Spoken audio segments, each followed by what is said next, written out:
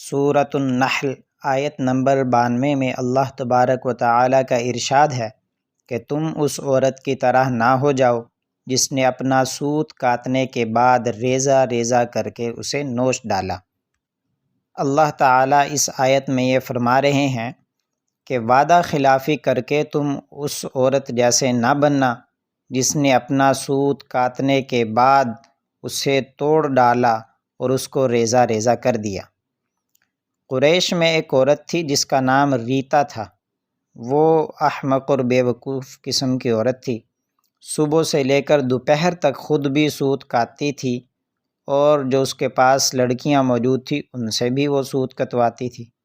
جب دوپہر کا وقت ہو جاتا تو وہ اپنی لڑکیوں کو کہتی کہ جتنا سوت کاٹا ہے سب توڑ ڈالو، تو وہ ہمیشہ اسی طرح کیا کرتی تھی۔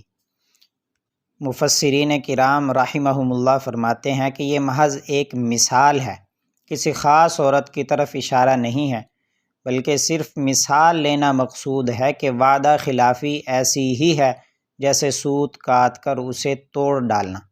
اللہ تعالیٰ نے سوت کے توڑنے کو دھاگا توڑنے کے ساتھ تشبیہ دی ہے اور یہ نصیحت فرمائی ہے کہ جس طرح وہ بیوقوف عورت اپنے دھاگے کو توڑ دیتی تھی، تم بھی اس کی طرح اپنے عہد کو مضبوط کرنے کے بعد اسے نہ توڑنا۔